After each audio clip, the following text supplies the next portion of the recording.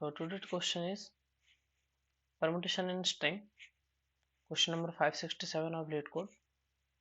तो आज इस क्वेश्चन को हम सॉल्व करते हैं जल्दी से। देखो इसमें जो है हमें क्या दिया है, इसमें हमें दो स्ट्रिंग दी हुई है S1 एंड S2 और ये बताना है कि अगर S1 का परमुटेशन यानी कि A B या B A, परमुटेशन का मतलब होता है कि कोई भी सेट ऑफ नंबर्स को या सेट ऑफ वर्ड्स को अगर किसी भी तरीके से अरेंज कर लो, किसी भी तरीके से आगे पीछे कर लो, ठीक है, वो उसका परमुटेशन कहलाता है। जैसे कि ए बी का परमुटेशन बी ए भी हो सकता है, ठीक है। तो देखो कि जो भी S1 का जितने भी परमुटेशन हो सकते हैं उनमें से कोई भी एक अगर S2 में प्रेजेंट है, जैसे S2 में ए बी हो या बी ए हो, तो तुम्हें ट्रू रिटर्न करना है, अगर नहीं है तो फॉल्स रिटर्न करना है। जैसे ए बी है और यहाँ पे तुम देखोगे तो ए बी और बी ए, देखो ए बी और बी ए है ही नहीं, तो यहाँ पे फॉल्स है। ए बी यहाँ पे सर्च किया तो बी ए मिल गया, ये वाला, ये देखो बी ए मिल गया, ए बी का परमुटेशन मिल गया, बी ए मिल गया, तो ये ट्रू हो गया। ठीक है, तो ये क्वेश्चन है। तो इस क्वेश्चन को करने से पहले सबसे पहले ये याद रखो कि हाँ, इस क्वेश्चन को करने से पहले एक छोटी सी चीज याद रखो कि तुम्हें सबसे पहले पता तो हो कि दो स्ट्रिंग में परमुटेशन को हम कैसे चेक करते हैं। ठीक है, सबसे पहले पता होगा तभी ना कुछ करोगे, है ना। तो उसके लिए देखो क्या करते हैं, दो स्ट्रिंग हम मान लो, तो उसका कैसे पता करेंगे। जैसे एक है तुम्हारी यहाँ पर जो है वही ले लेता हूँ, एक है ए बी, दूसरी है तुम्हारी ई आई डी बी ए और ओ ओ ओ, इस तरीके से है मान लो, जो भी है ओ ओ ओ। तो पता कैसे चलेगा, देखो इसको और इसको, ये दोनों एक दूसरे का परमुटेशन है कि नहीं या इसके अंदर है कि नहीं, कैसे पता चलेगा। जैसे मान लो तुम मान लो एक ले लेते हो ए बी सी, एक मान लो ले लिया तुमने बी ए सी, बताओ एक दूसरे का परमुटेशन है कि नहीं। तुम इजीली बता दोगे कि है। E X B X B E, ये दोनों बताओ ना, ये दोनों भी तुम देख के बता दोगे कि एक दूसरे का परमुटेशन है। तो देखो अगर कोई भी दो अलग अलग वर्ड या अलग अलग सेंटेंस कुछ भी एक दूसरे का परमुटेशन है कि नहीं कैसे पता चलता है। सिंपली तुम देखो कि उस वाले नंबर में जितने भी नंबर ऑफ वर्ड्स या नंबर ऑफ डिजिट्स है, अगर उनकी फ्रीक्वेंसी सेम है, अगर उनकी फ्रीक्वेंसी सेम है तो तुम्हारा वो जो है परमुटेशन जो है, तुम्हारा दोनों जो स्ट्रिंग है वो परमुटेशन होगा। यानी कि इस वाले की अगर तुम फ्रीक्वेंसी निकालोगे, जैसे कितने ए है कितने बी है कितने सी है इस वाले में, और इस वाले का भी निकाल लो कितने ए है कितने बी है कितने सी है, ठीक है। तो इसका एक एरे बन जाएगा, इसके फ्रीक्वेंसी का एरे बन जाएगा, यानी कि इसका फ्रीक्वेंसी का एरे बना लो, इसके फ्रीक्वेंसी का एरे बना लो। अगर दोनों का फ्रीक्वेंसी का एरे सेम हुआ तो तुम्हारा आंसर क्या हो जाएगा, सेम होगा। मतलब क्या कहने का मतलब है, जैसे कि इस वाले का फ्रीक्वेंसी एरे क्या बनेगा, ऐसे लोग मान लो 0 से लेके ऐसे 26 तक एक बनेगा, क्योंकि सारे होगा ना। अच्छा कितने हो सकता है, अगर सारे कैरेक्टर ए टू जेड हो तो 26 कैरेक्टर हो सकते हैं। तो तुम क्या करोगे, एक 26 साइज का बनाओगे, है ना। फिर उसमें ई का अपडेट करोगे, ई कितना होगा, अगर 0 से अपडेट करते हैं तो ई कितने नंबर पे आता है, A B C D E 5 number पे आता है। तो यानी कि 0 इंडेक्स की वजह से फोर्थ इंडेक्स पे तुम स्टोर करोगे क्या, फोर्थ इंडेक्स पे तुम 1 स्टोर करोगे। इसका मतलब फोर्थ इंडेक्स किससे कनेक्टेड है, ई से। 4 है तो तुम कनेक्ट कर लोगे, तो ये 1 है यानी ई एक बार है। अब तुम ऐसे ही एक्स एक्स का जो भी होगा, एक्स भी एक बार होगा, बी कितने पे होगा, बी जो होगा, और सोच के देखो तो बी कहाँ पर होगा, बी यानी कि 1 पे, 2 है तो 1 पे होगा, ठीक है। 1 इंडेक्स पे 1 देख लिया, इस पे भी देख लिया। अच्छा अब एक्स वाई जेड, एक्स होता है तुम्हारा कितना 24 नंबर पे, यानी कि 23 इंडेक्स पे 1 होगा, और बाकी सब पे 0 होगा, यानी कि इन सब पे 0 0 0 0 होगा, इधर भी 0 होगा इधर भी 0 होगा, जितने भी इंडेक्स होंगे सब पे 0 होगा। अब इसका तुम फ्रीक्वेंसी एरे बनाओगे, इसका बनाओगे, तो इसके में सबसे पहले तुम क्या अपडेट करोगे, एक्स अपडेट करोगे। तो 23 इंडेक्स पे एक हो गया तुम्हारा सबसे पहले मान लो। उसके बाद तुम अपडेट करोगे बी अपडेट करोगे, यानी कि इंडेक्स नंबर 1 पे तुम्हारा क्या आ जाएगा, 1 आ जाएगा। फिर तुम अपडेट करोगे 4 को, ये मान लो 4 है, उस पर 1 आ जाएगा, बाकी सब पे इसमें भी 0 होगा। तो इसका मतलब दो स्ट्रिंग परमुटेशन है कि नहीं उसको पता करने का एक तरीका ये है कि उनका तुम फ्रीक्वेंसी एरे निकालो। देखो ए वाला एरे और ए वाला एरे बिल्कुल सेम टू सेम है, बस। अब तुम्हें इन दोनों का अगर चेक करना है ए बी और इसमें से अगर कि ए बी का कोई भी परमुटेशन इसमें है कि नहीं, तो सबसे पहले क्या करना होगा कि ए बी का एक फ्रीक्वेंसी एरे बना लो, उसको मान लो कि फ्रीक्वेंसी 1 नाम रख दिया। अब तुम क्या करो, देखो दो साइज का है, सबसे पहले परमुटेशन होने के लिए क्या है, अच्छा समझो कि इसका साइज अगर मान लो 3 होता, चाहे कुछ भी होता, मान लो दूसरा वाला एलिमेंट मान लो y है, ई एक्स बी वाई, और यहाँ पर मान लो कोई भी एलिमेंट है लेकिन 3 है, तो 4 वाला और 3 वाला कभी भी एक दूसरे का परमुटेशन हो सकता है क्या? नहीं हो सकता, क्योंकि ये 4 है इसमें एलिमेंट, तो ये 3 है, तो 4 का परमुटेशन कभी भी 3 एलिमेंट वाला नहीं हो सकता। या 4 का तो होना चाहिए, कम से कम लेंथ तो बराबर होनी ही चाहिए, उसके बाद ही कोई बात उठेगी। यानी कि ऐसा नहीं हो सकता कि तुम क्या दो कि ए बी और इतने बड़े नंबर का चाहे कुछ भी हो वो ए बी क्यों ना रखो, जैसे कि मान लो ए बी और यहाँ पे मान लो होता है A B A B A B, फिर भी उसका परमुटेशन नहीं होता ना, क्योंकि ए इसमें एक बार है बी एक बार है, लेकिन उसमें क्या हो जाता, ए 3 बार बी 3 बार हो जाता। वो नहीं चाहिए, परमुटेशन का मतलब क्या है कि एलिमेंट्स सेम होना चाहिए उतना में। और सब स्ट्रिंग में बोला है, सब स्ट्रिंग में बोला है, देखो, तो अगर दोनों का साइज बराबर नहीं है तो नहीं हो सकता। तो फ्रीक्वेंसी जो है S1 S2 में है कि नहीं, कैसे पता चलेगा कि हमें दो दो करके लेना पड़ेगा, क्योंकि साइज बराबर होगा तभी वो हो के है ना पता चलेगा। ठीक है, तो जैसे मान लो पहले इन दोनों को उठाया, सबसे पहले हमें क्या करना पड़ेगा इसमें कि इसका जो भी साइज है उतने साइज का एक सबस्ट्रिंग बना लो, शुरू से स्टार्टिंग से लेके। तो उसको हमने फ्रीक्वेंसी 2 नाम दिया, उसको हमने फ्रीक्वेंसी 2 नाम दिया। अब हम क्या करेंगे, इस फ्रीक्वेंसी 1 और फ्रीक्वेंसी 2 को हमने कंपेयर किया, समझो, इस फ्रीक्वेंसी 1 एंड इस फ्रीक्वेंसी 2 को हमने जो है क्या किया, कंपेयर किया। अगर इक्वल है तो हमने ट्रू रिटर्न कर दिया, अगर इक्वल नहीं है तो हम क्या करेंगे, अगले वाले सीक्वेंस के लिए कॉल करेंगे। अगला वाला सीक्वेंस हमारा क्या है, देखो यहाँ पर ये आई और डी है, और अगर आई डी है कि ना वो चेक कर लिया, फिर हम डी और बी चेक करेंगे, डी और बी चेक कर लिया है ना, फिर हम बी और ए चेक करेंगे, फिर ए और ओ चेक करेंगे, फिर ओ और ओ चेक करेंगे, फिर ओ और ओ चेक करेंगे, क्योंकि इतने सारे सबस्ट्रिंग बन सकते हैं हमारे पास दो दो साइज की।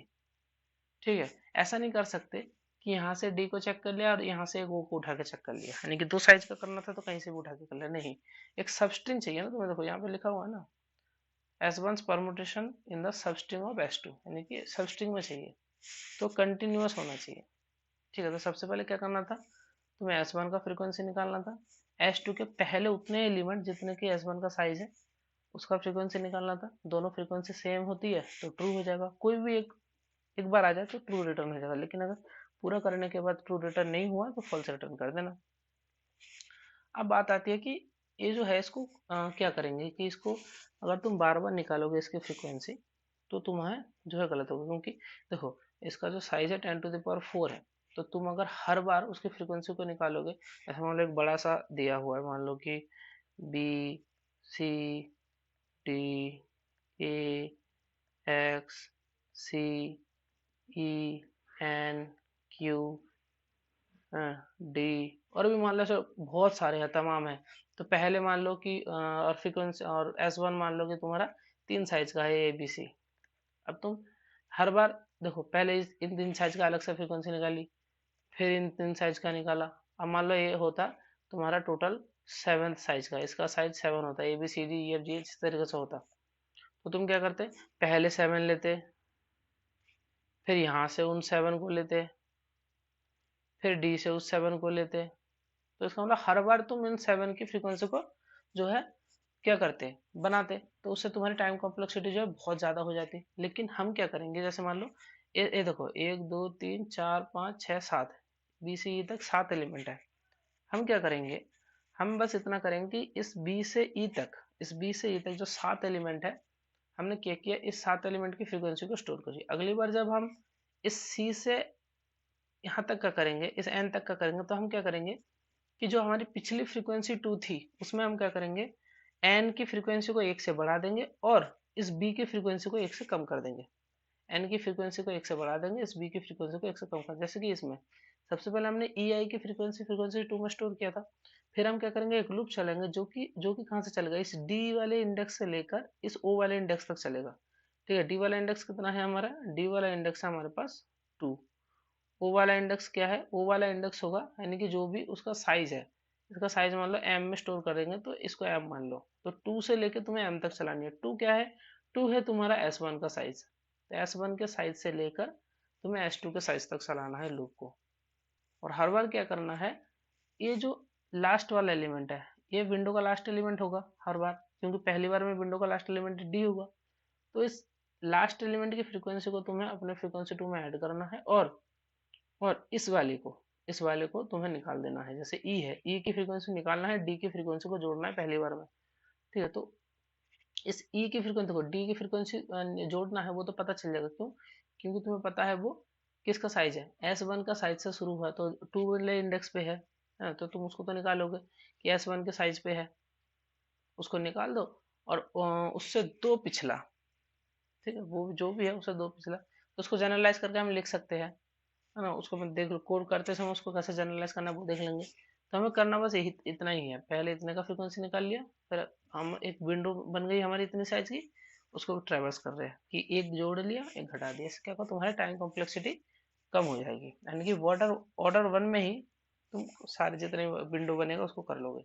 और टोटल विंडो तुम्हारी कितनी बनेगी, लगभग अगर ज़्यादा से ज़्यादा, जैसे एम साइज का है तो ज़्यादा से ज़्यादा M-1 बनेगा, या एम बन जाएगा, लेकिन ज़्यादा विंडो नहीं बनेगा। अदरवाइज तुम्हें क्या करना पड़ता है, हर विंडो में 7 एलिमेंट है, और मान लो जितने भी विंडो बनेंगे तो उतना इंटू 7, तो 10⁴ है, और उसमें भी वो 10⁴ मतलब काफ़ी बड़ा हो जाएगा, टाइम कॉम्प्लेक्सिटी समझ ही सकते हो तुम। बार बार तुम फ्रीक्वेंसी निकालोगे, जैसे बी से ई तक एक बार निकाला, फिर सी से एन तक निकालोगे, इससे अच्छा है ना कि बी से ई तक निकाल लिया, अब अगली बार में सिर्फ हम मतलब दो चीज चला रहे हैं कि इसका फ्रीक्वेंसी प्लस प्लस कर ले, इसका माइनस कर दो, तो बन जाएगा, इतने सारे का नहीं करना पड़ेगा। अब यही मान लो कि 100 साइज का होता, तो पहले तुमने 100 साइज की फ्रीक्वेंसी बनाई, फिर 100 बार लूप, 100 एलिमेंट के लिए लूप चला, फिर फ्रीक्वेंसी बना रहा है। इससे अच्छा है ना कि एक बार 101 को जोड़ लिया और 1 वाले को माइनस कर दिया, फिर 102 को जोड़ लिया पर 2 को माइनस कर दिया, इस तरीके से। ठीक है, अब देखो इसका कोड जो है बहुत ही सिंपल है। तो हमें क्या करना था, पहले इसकी फ्रीक्वेंसी 1 बनानी थी, फिर उतने ही साइज का जितना कि S1 का साइज है उतने साइज का एक सबस्ट्रिंग बनाया जो कि स्टार्टिंग से शुरू होता है, उसकी फ्रीक्वेंसी 2 बनाई। सबसे पहले उन दोनों को चेक कर लेंगे कि फ्रीक्वेंसी 1 फ्रीक्वेंसी 2 बराबर है कि नहीं, अगर है तो रिटर्न ट्रू, नहीं है और हो या ना हो, हाँ अगर होगा तो रिटर्न ट्रू, वरना तो मैं अब आगे ट्रेवर्स करना है कहाँ से, कि उसके अगले इंडेक्स से लेकर लास्ट इंडेक्स तक जाना है, एक विंडो टाइप की बनेगी, और हर बार तुम जो भी नया विंडो है उसकी फ्रीक्वेंसी को अपडेट करो, यानी कि नेक्स्ट वाले को जोड़ो और सबसे लास्ट वाले को हटा दो, तो उस लेटेस्ट विंडो की फ्रीक्वेंसी के साथ तुम्हें फ्रीक्वेंसी 1 को मैच करानी है। अगर होता है ट्रू तो रिटर्न ट्रू हो जाएगा, वरना अगले विंडो के लिए करेगा। सारी विंडो खत्म होने के बाद अगर ट्रू रिटर्न नहीं होता है तो हम फॉल्स रिटर्न कर देंगे इजीली। ठीक है, तो हम इसको हटा के कोड को लिखते हैं जल्दी से। ठीक है, तो अब हमारी कोड की बात आ चुकी है। देखो अब हम इसका कोड लिखते हैं, बहुत ही ईजी है। तो सबसे पहले क्या करना था हमें कि दोनों का साइज जो है तुम ले लो, कि S1 का साइज और S2 का साइज। ठीक है, तो S1 का साइज n में ले लिया कि n equals to S1 dot size, m में ले लिया S2 डॉट साइज। अब हमने देखो किया, अच्छा अगर S2 का साइज S1 से छोटा हो जाए तो S1 का परमुटेशन S2 में हो ही नहीं सकता ना, तो इसलिए इसको लिख लिया, है ना, फॉल्स लिख लो। ये तो हमने नॉर्मल चीज़ है कि अगर मान लो S1 का साइज है ए बी, दो साइज है, और S2 होता तुम्हारा डी, तो अगर साइज ही छोटा होगा, देखो बड़ा होगा तो उसमें सब स्ट्रिंग में जैसे बड़ा है तो पहले दो में देखो अगले दो में देखो तो होने का चांसेस है, लेकिन अगर S2 का साइज छोटा ही हो जाएगा तो फिर क्या ही उसमें परमुटेशन हो ही नहीं सकता ना फिर। उसके बाद तुम्हें दोनों की फ्रीक्वेंसी एरे बनानी थी, तो फ्रीक्वेंसी एरे जो बनेगी उसकी साइज 26 होगी, क्योंकि 26 कैरेक्टर हो सकते हैं हमारे। ठीक है, यहाँ पे देखो लिखा हुआ है S1 and S2 consist of lower case English letter, तो वो 26 हो सकता है। तो 26 साइज के हमने दो वेक्टर बना लिए, ये एरे बना लो, बात बराबर है। इनिशियलाइज करना था तो एक लाइन में हो जाता है 0 से, तो इसलिए इसको लिख लो वेक्टर। अब देखो लूप चलाया किस पे, पहले वाले यानी कि S1 पे लूप चलाया। ठीक है, कहाँ तक चलेगा, 0 से लेकर n तक चलेगा, और इसकी फ्रीक्वेंसी अपडेट करनी है कहाँ पर, फ्रीक्वेंसी 1 में। फ्रीक्वेंसी 1 में अगर फ्रीक्वेंसी अपडेट करनी है तो उसका एक लाइन लिख लेते हैं, देखो समझ में आया कि नहीं। फ्रीक्वेंसी 1 ये फ्रीक्वेंसी अपडेट करने का एक तरीका है कि फ्रीक्वेंसी 1 के किस में स्टोर करेंगे। जैसे मान लो पहला आया ए कहाँ पे स्टोर होगा, ए को स्टोर होना चाहिए 0 पे। तो वो 0 कैसे आएगा, ए का कोरस्पॉन्डिंग 0 कैसे पता चलता है कि S1 का आई कितना है ए। तो ए में से अगर कैरेक्टर ए माइनस कर दोगे तो एस का वैल्यू 0 आता है। तो देखो फ्रीक्वेंसी 1 के 0 में प्लस प्लस कर दिया, बस यही तो लॉजिक है। जैसे बी है तो फ्रीक्वेंसी 1 के बी माइनस ए करोगे तो 1 आएगा, तो फ्रीक्वेंसी 1 के 1 में प्लस प्लस कर दिया। और जब ट्रेवर्स करेंगे तब हमें पता होगा कि 1 में अगर 1 है तो इसका मतलब बी है एक। 3 में अगर तुम्हारा 3 है इसका मतलब है 3 यानी कि डी से कनेक्टेड है, 0 1 2 3 यानी कि ए बी सी डी, तो डी 3 बार है इस तरीके से। तो ये फ्रीक्वेंसी 1 हो गया। सिमिलरली तुम्हें कितनी बार लूप चलानी है, सेम टाइम। S1 का साइज कितना है n, S1 का साइज जो है जैसे 2 है तो 2 बार लूप चला कर पहले तुम्हें इस फर्स्ट जो सब एरे बनेगा, फर्स्ट सब स्ट्रिंग बनेगी उसकी चेक करनी है। तो पहले तो n बार ही चलाओ और दूसरे वाले लूप से देखो अब यहाँ पे S1 आई नहीं S2 आई है, तो इस E और I का तुम्हें जो है फ्रीक्वेंसी इस फ्रीक्वेंसी 2 में आ जाएगा। उसके बाद तुम क्या करो, एक बार इन दोनों को ही चेक कर लो। एक बार क्या करोगे, इन दोनों को ही जो है तुम एक बार चेक कर लो कि ये दोनों जो है बराबर है कि नहीं। देखो अगर फ्रीक्वेंसी 1 और फ्रीक्वेंसी 2 बराबर है तो रिटर्न कर देना ट्रू, ठीक है, ट्रू रिटर्न करना है। उसके बाद तुम्हें बाकी सारे स्लाइड को चलाना है। देखो ट्रू होगा तो यहीं से रिटर्न हो जाएगा, बाकी चलेगा ही नहीं। लेकिन जब नहीं होगा तो बाकी का लूप चलेगा। लूप कहाँ से चलानी है, ठीक है। अब इसको विंडो मानना है तो हम जो है वेरिएबल्स को विंडो का स्टार्ट विंडो का एंड इस तरीके से लेंगे, ठीक है। तो जो भी विंडो होगी तुम्हारी उस विंडो की एंड कहाँ से स्टार्ट होगी, मैंने बताया था एंड स्टार्ट होगी डी से। पहले विंडो का एंड कहाँ होगा, डी पर। आईडी होगा ना, आईडी पहला विंडो क्या होगा, आईडी, तो उसका एंड आईडी होगा। और लास्ट विंडो कौन सी होगी, ओ ओ, तो लास्ट विंडो का एंड कहाँ पर होगा, इस ओ पे। तो विंडो का एंड कहाँ से कहाँ तक जाएगा वो देख लो कि डी से लेके ओ तक जाएगा। तो डी क्या है हमारा, डी है वो साइज है। S1 का साइज जो भी होगा वही तो तुम्हारा डी होगा। देखो दो था इसका साइज, तभी तो हमने पहले दो एलिमेंट को पहला विंडो माना। तो इंडेक्स 2 जो होगा वही तुम्हारा विंडो का एंड होगा। विंडो एंड जो है वहीं से स्टार्ट होगा। तो विंडो एंड 2 से स्टार्ट होकर इसके साइज तक जाए, इसके साइज -1 तक जाएगा। तो देखो वही चीज हम लिखते हैं कि लूप कहाँ से कहाँ तक चलानी है वो देखो। कि मान लो विंडो एंड इसका नाम रख लिया, तो विंडो एंड कहाँ से स्टार्ट होगा, एन से, यानी कि 2 इसके साइज से। इस डी से स्टार्ट होगा कहाँ तक जाएगा, लेस देन इसके साइज तक, लेस देन विंडो एंड का एम तक। और विंडो एंड को प्लस प्लस करते रहे, यानी कि पहले विंडो एंड डी होगा, फिर अगली बार बी होगा, और विंडो का साइज हमें पता ही है 2। तो इस तरीके से विंडो बनती जाएगी। विंडो जब बनेगी तो विंडो में क्या करना होगा, जो नया एलिमेंट होगा, नया एलिमेंट कहाँ पर होगा, सोचो नया एलिमेंट होगा विंडो एंड पर, विंडो एंड पर। और फ्रीक्वेंसी 2 में, तो फ्रीक्वेंसी 2 के विंडो एंड में हम क्या कर देंगे, प्लस प्लस कर देंगे। देख लो देख लो, तो फ्रीक्वेंसी 2 के विंडो एंड में प्लस प्लस कर दिया। और विंडो एंड में तो जो भी कैरेक्टर है उसमें से ये तो माइनस करना ही है, जैसे यहाँ पे किया था। तो जो भी कैरेक्टर है S2 के विंडो एंड में उसमें से ये माइनस किया तो उस वाले कोरस्पॉन्डिंग इंडेक्स पे प्लस प्लस हो गया। ऐसे ही जो जब हम I और D लेंगे तो E को माइनस करना है ना, तो E कैसे निकलेगा, इस D से और इसके साइज से, ठीक है।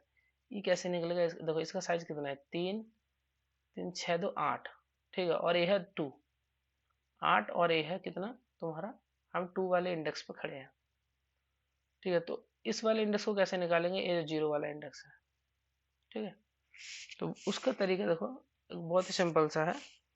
ये देख लो, ये जो फ्रीक्वेंसी 2 है उसके विंडो एंड -n, ठीक है, विंडो एंड -n और उसके ए से माइनस माइनस कर देना है।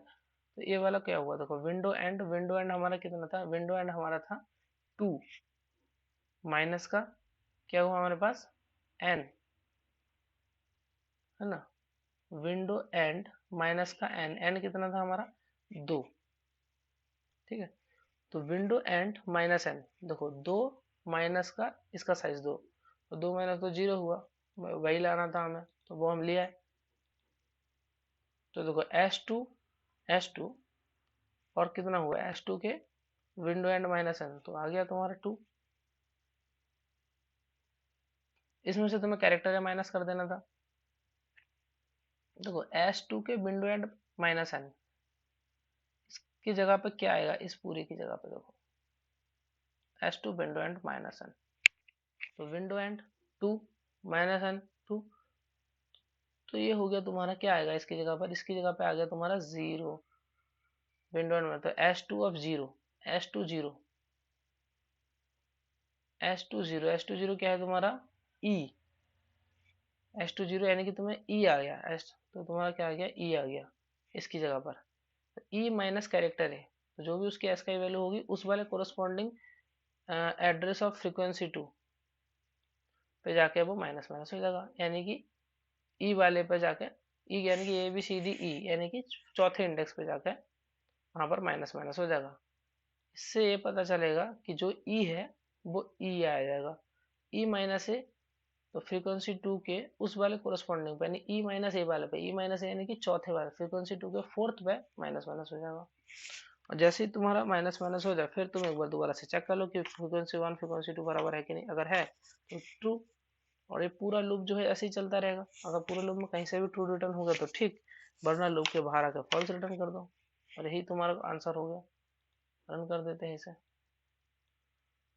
कोड में गिटहब पे दे दूंगा, समझ में आ गया होगा आपको, सबमिट करता हूँ। क्वेश्चन इजी ही था, मतलब इजी नहीं था, अच्छा क्वेश्चन था, जो भी है ठीक है, कोड में आपको दे दूंगा, देख लो आप कोड।